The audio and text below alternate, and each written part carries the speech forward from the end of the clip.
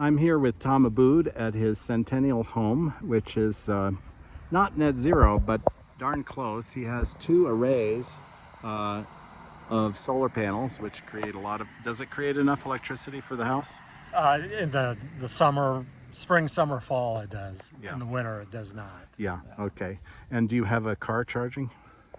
Just regular 110. Yeah. We have a Tesla. A Tesla? Tesla Oh, okay, Model yeah. 3. Yeah. I have 220 in the garage and 110. The 220 is not working right now. Oh, okay. I have to just change out the outlet. Oh, okay, fine. Okay, so we're standing on Denver water property right now because I had to get back away from the house to show you those solar panels on the garage. There's a second array. Oh, by the way, he wants me to point out that he composts. We are a compost drop-off site as part of Wampost Compost. Oh. Wampost is a woman-owned cooperative out of Aurora, and so we're supporting them as they're getting their business going. Oh, you say you're a drop-off site. People bring their compost to you, Yep. And they have a key to that lock? Yeah, they have a combination. Okay. Well, another feature of Tom's house is that he got rid, and it's a huge lot, and he got rid of a huge amount of, what was it, Kentucky Bluegrass? Pretty much. Yeah, right. And look at this zero-scaped front yard here.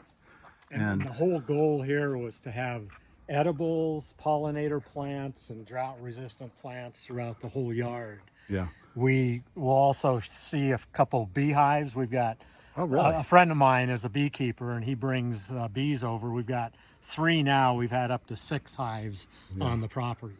So when did you get rid of your grass and do all this? The grass, it's been about 9 years. And how much did your water bill change? Oh, it's been, I'd say it's 30 or 40% of what it used to be. Yeah. And we're typically, if you're Denver Water, you get those energy or the water efficiency notices every month. We're typically 30 to 40,000 gallons a month under our target. Wow, which is pretty that's awesome. Great. Yeah. That's great. So before we go to the backyard, I'll just go around this way to give people more of an idea of your, are not many of these are edible, right?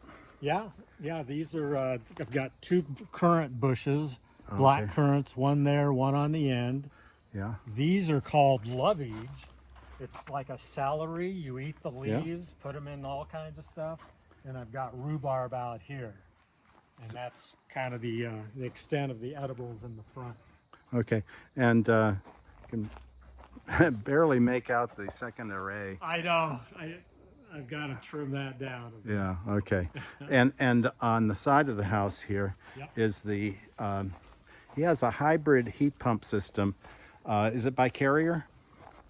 No, I think it's we'll go over there. Just American Standard. Okay. Okay, so we don't need to go closer. I'll zoom in on it. That is the heat pump compressor that that feeds the hybrid system that they have. The hybrid system means that this heat pump it's an air source heat pump, of course, and it will generate heat down to 32 degrees outdoor air. Nowadays, you can get heat pumps that go below 0, but this is a hybrid system because it only covers him from a heating standpoint down to freezing, and below that the gas burners in his forced air system kick in, correct? And that's one of the inverters on the house. Oh yeah, and that's one of the Solar inverters for his 2 arrays. And the other one's in the garage. Inside the garage, yeah, okay. Okay, so now let's go back around the other side, and you can take me on a gourmet tour of your backyard. Okay. Okay, we'll start our tour here on the side of the house. So what are we looking at? So this is a sign. We'll go to the back, but this was all lawn. Well, after we put the garage in, then this was all lawn. We put the garage in the 90s. There was no garage here. Right. And then we reconfigured this as part of the major landscaping. I made the raised beds out of old redwood decking that I had. Oh, nice. So yeah, it was great to use that. Ended up with 6 raised beds for veggies, and here I've got basil and parsley, tarragon, and then just so this is your herb garden. Yeah, kind of the herb. Okay, so Go ahead of me, and I'll have your. Then we keep going. I'll include your finger in the. Once picture. again, we wanted pollinator plants, so we've got butterfly bush, coneflowers, and we've got red currants. I haven't done much with those; they're so small. Milkweed, we've got milkweed in the front for the butterflies as well. This bush here, right in front of us, is gooseberries, and those are great. First time I've had them in the last few years. Nanking cherries, which you can cook with as well. And then we planted 5 different fruit trees in this area, which once again was all lawn. It was a different slope, and we ended up building this up into a berm. And if you look in the garage, we have both the gutters coming underground, so they're spilling water from the garage into this area. Good. So we don't have to water that much. But we have this is a sour cherry, and next to that is a plum, and then over on the other berm here is a peach tree, an apple tree, and then this is a sour cherry tree. And then this is really my Vegetables. raised garden for veggies. Grapes that the Japanese beetles love to eat the vines. Yeah. You You saved half of your vines here with the. but we're still not getting many grapes because of all the critters we have around here. Okay. And if you look over here to the side, you can see the beehives through the little bush over there. I think we have 3 now. Yep. There's your beehives. And unfortunately, he lost all of his bees. Over You have the a weather. beekeeper who takes. Yeah, I'm not doing that. That's Okay. a lot of work. Okay.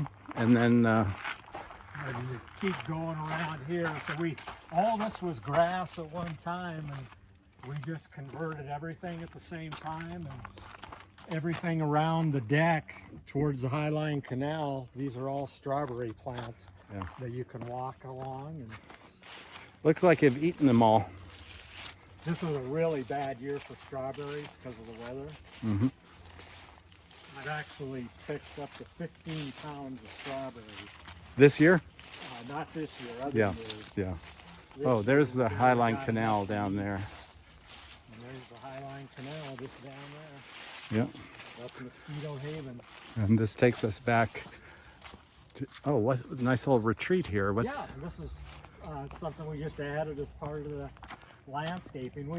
We spent a lot of time on the design, and we thought, well, we'll do this over maybe 2-3 years, and we ended up doing everything in 30 days. Really? Just blitzed it, Wow. and we're glad we did because we got to use it all. Yeah. Made this nice flagstone fire pit area, and then this goes right into the deck that we had existing. Actually, we built that in the year we bought this place in '92, and we probably built the deck in '94, '95. And it wraps all around the house, and great view of the High Line. And Yeah. Yep.